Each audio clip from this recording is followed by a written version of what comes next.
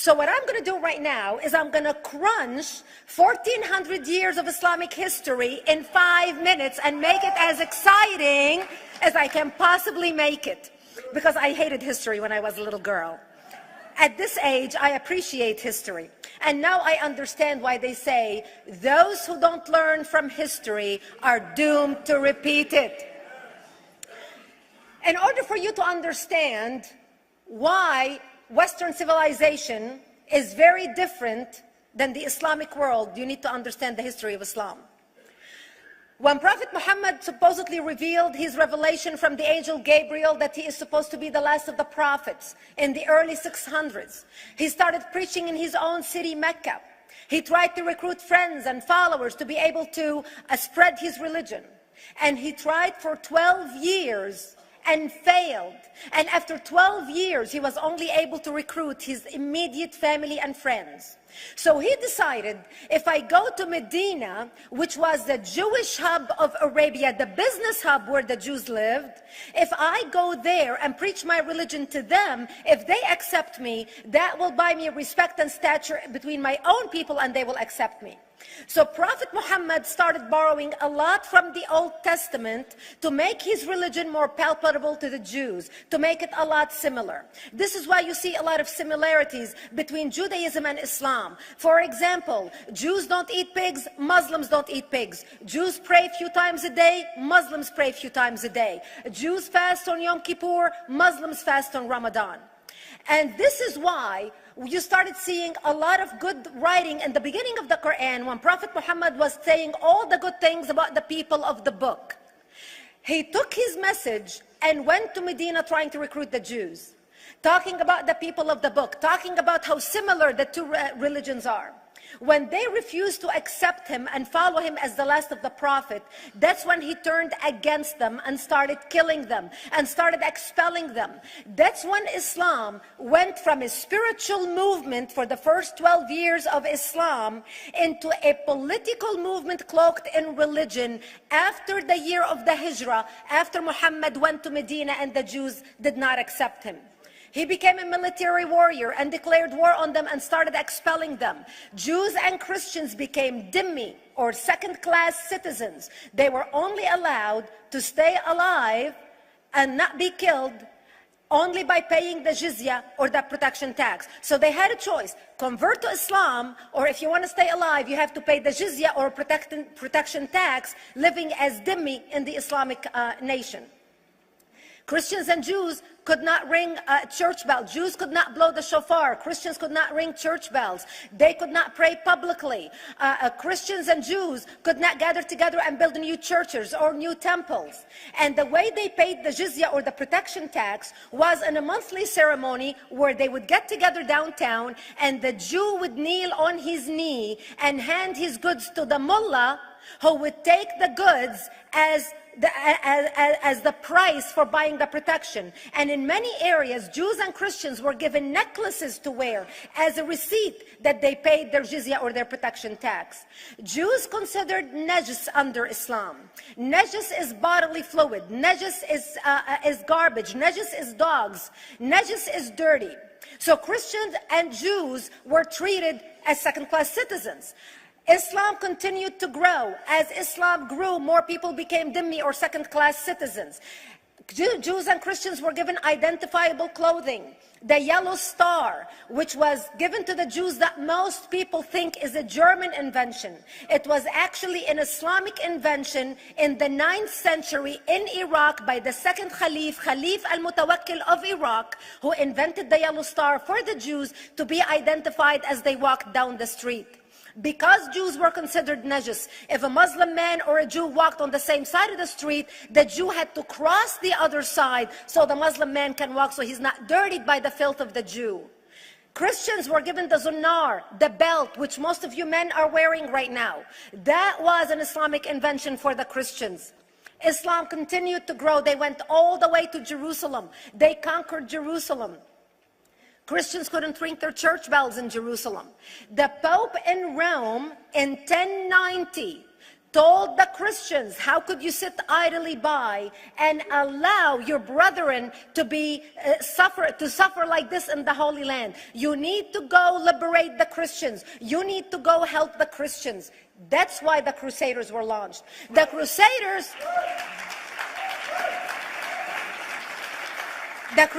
were not launched because they just felt like waking up in the morning and going and converting a bunch of Muslims or beheading them. The Crusaders were launched to liberate Jerusalem. And they were able to liberate Jerusalem for less than 100 years before Salah ad-Din al-Ayyubi, Saladin, took it back, and Jerusalem remained under Islamic control until 1967, when the State of Israel liberated Jerusalem, where Christians, Jews, and Muslims could pray under the same sky.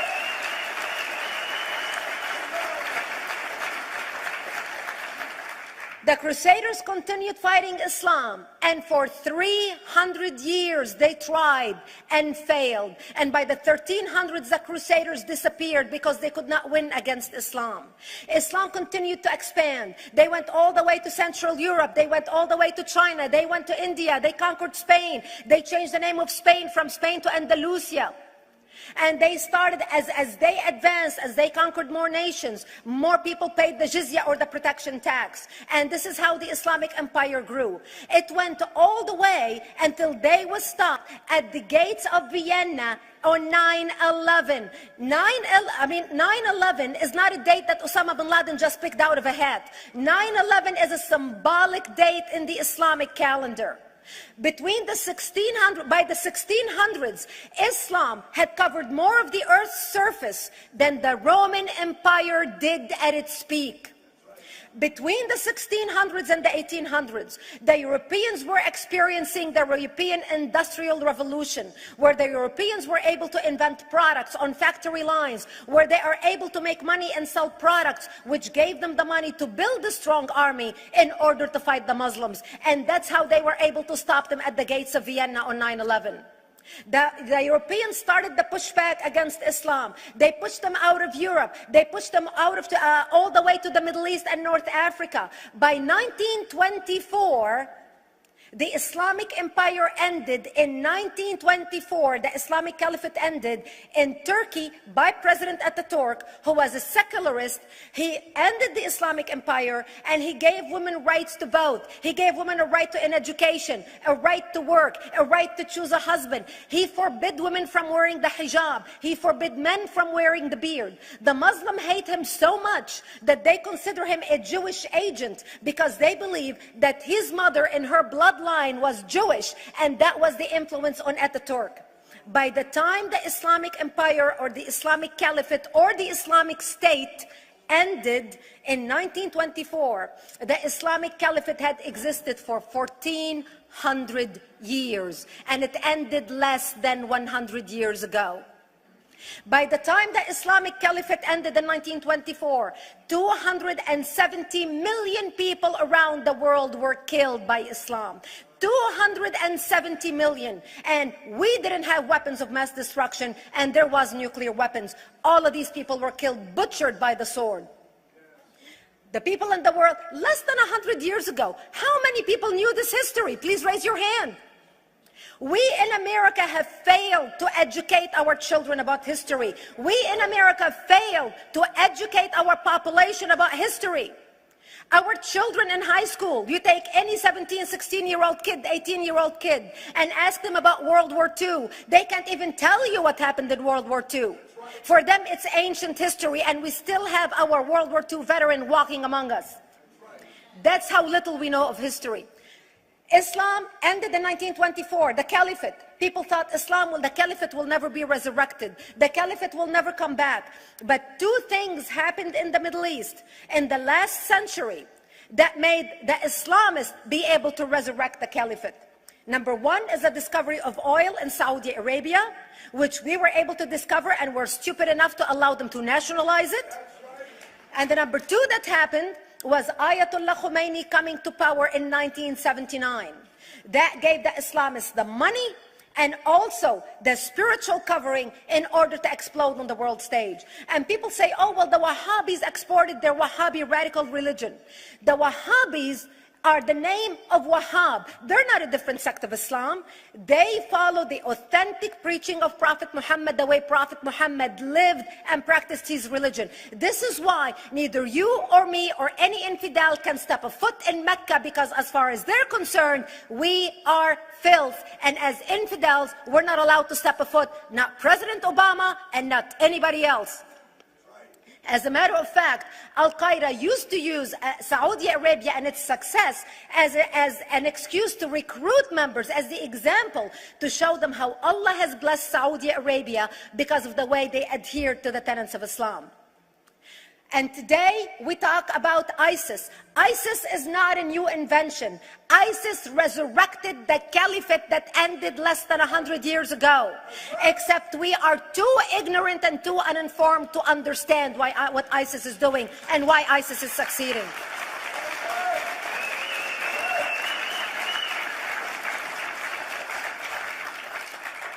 Two things you need to understand about Islam and the principles of war in Islam.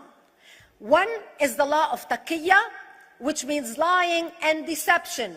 It means that a Muslim man can lay his hand on the Quran and swear that he is telling the truth, knowing that he is lying, but also knowing that the Quran will forgive him because he is advancing the cause of Islam. The second thing you need to know about is that the Treaty of Al-Hudaybiyah, which is an Islamic principle of war and a model on how to deceive your enemy when you have to sign peace treaties with your enemy. And it is based on an example by Prophet Muhammad. Prophet Muhammad was attacking the Meccans and their caravans when he was living in Medina. One day he attacked them because this is how he got the goodies. He would attack them, rob them, and spread the goodies among his men. And this is how he was able to recruit, because this is how people made money without working. And so he attacked the Meccan caravans. When he realized he's not able to defeat the Meccans in that city of Al-Hudaybiyah, in that place, he signed a 10-year treaty with them. Does that sound familiar? A 10-year treaty with them that says he will not attack them, he will have peace with them, he will not declare war on them.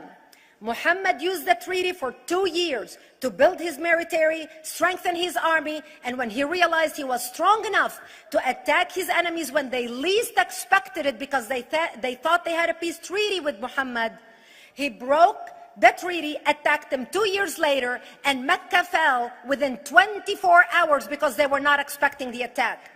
And that became a principle of war in Islam. And to give you an example of how that is practiced, this is why anything signed with Iran means nothing to them. And to give you an example of how this law has been put to use in recent history, Yasser Arafat, who's not an Islamist, but he is a Muslim, met with the Israelis and signed the Oslo Accord in 1993. Remember all the handshaking at the lawn of the White House?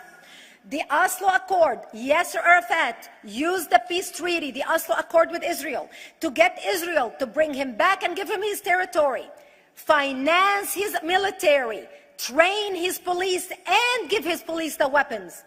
Yasser Arafat broke the Oslo Accord 8 years later, didn't even wait 10 years, and declared the second Intifada in 2000, and all hell broke loose. He used the same treaty to win and deceive against his enemies and deceive his enemies. When Jordanian press, after Yasser Arafat signed the Oslo Accord with Israel, and Egyptian press would interview Yasser Arafat, and they would say, how could you sign a peace treaty with the devil?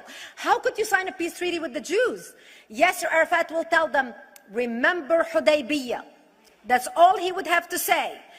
The whole Muslim world knew exactly what Yasser Arafat was talking about. We in the West and the Jews in Israel, it was over their heads. Nobody understood what Hudaybiyah was referring to. And this is the type of deception that we are dealing with. So when Iran signs a peace treaty with the United States for 10 years, they are using us as useful idiots, as gullible, ignorant people who are signing a peace treaty with the devil in order for Iran to continue her thing. In this deadly game of thrones, there's no place for America or for Israel. We don't have to gamble with our future and with our children's future. And I wish I could promise you, Ellie, that the lessons of history have been learned. That is why it is so important to be wise about who we're going to put in the White House next year.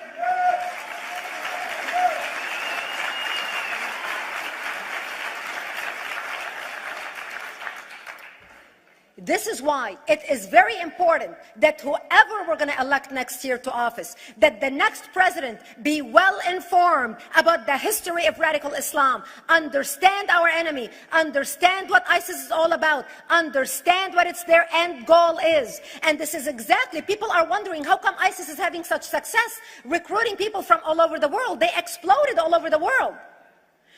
The Pew Research did a poll, and of course the Pew Research is not Brigitte Gabriel, is not Fox News, is not Tony Perkins.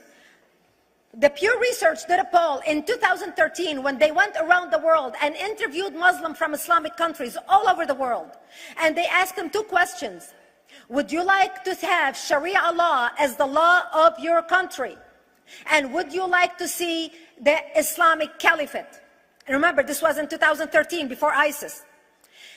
The 5 top countries in the world, in the Islamic world, the 5 top Islamic countries: Indonesia, 204 million Muslims; Indonesia, Pakistan, Egypt, Nigeria, and Bangladesh. 77% of Muslims interviewed in these Islamic countries, 77% want the establishment of Sharia law and want the establishment of an Islamic state. That means 77% of the world, quote, moderate Muslims agree with the establishment of ISIS and what ISIS is doing.